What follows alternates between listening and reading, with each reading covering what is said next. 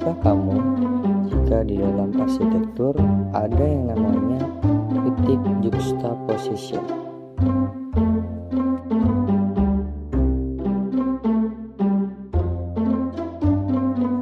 Apa itu kritik juxtaposition?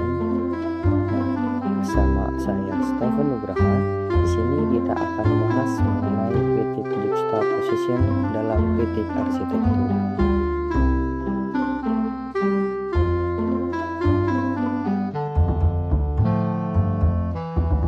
Metode juxtaposition sendiri menyoroti penyandingan dua elemen arsitektural yang berbeda, baik dari segi bentuk, material, masa pembentukan, maupun karakter, sehingga muncul perbandingan dan perbedaan yang memperkuat identitas masing-masing.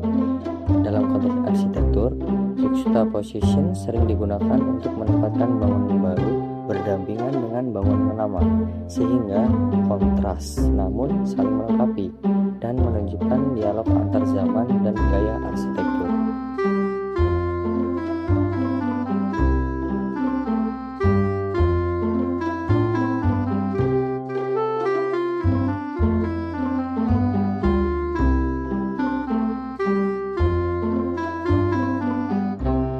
Museum Guggenheim Bilbao karya Frank Gehry merupakan simbol arsitektur dekonstruktivisme yang secara eksplisit menghadirkan sebuah dialog visual yang kuat antara identitas lama dan baru kota Bilbao.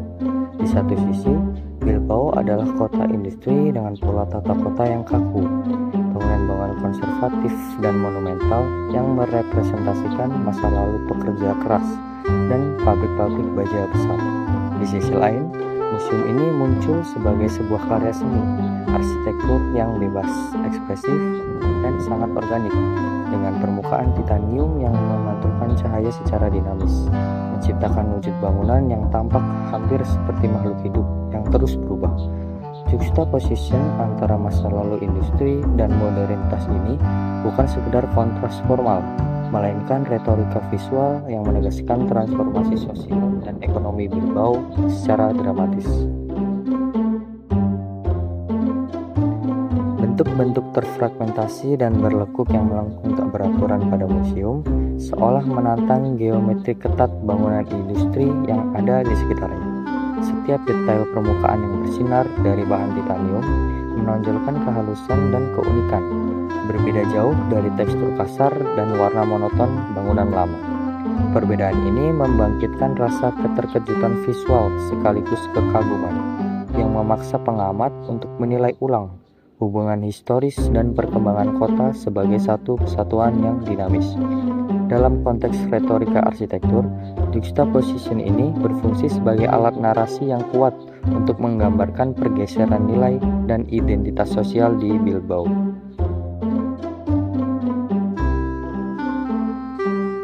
Secara konseptual, Museum Guggenheim seperti sebuah metafora yang berdialog dengan sejarah kota, mengajak masyarakat dan pengunjung untuk merasakan perubahan, bukan hanya secara fisik, tetapi juga kultural.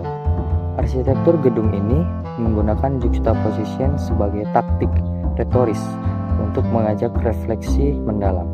Bagaimana masa lalu yang keras dan penuh tantangan tidak hilang, melainkan diberi ruang baru yang berbeda secara dramatis dan estetis.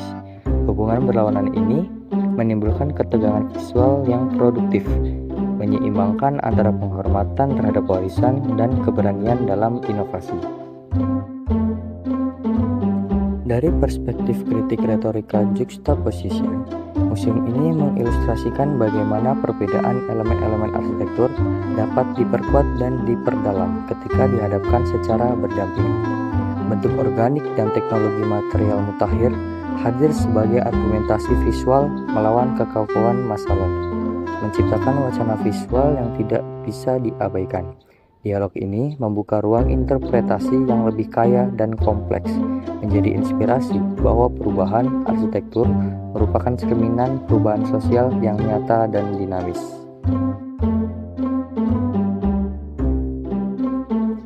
Dengan demikian, Guggenheim Bilbao bukan hanya menjadi landmark arsitektur yang ikonik secara visual, tetapi juga sebuah kritik retorika yang memanfaatkan metode juxtaposition untuk menyampaikan pesan tentang harmoni dan ketegangan antara masa lalu dan masa kini. Ia menjadi pernyataan kuat bahwa arsitektur dapat menjadi medium ekspresi sosial dan kultural yang kompleks melalui kontras dan harmoni yang sengaja diciptakan untuk menggugah pemahaman dan pengalaman pengamatnya secara mendalam. Simbol revolusi estetika dan pembangunan identitas baru di jantung kota Bilbao.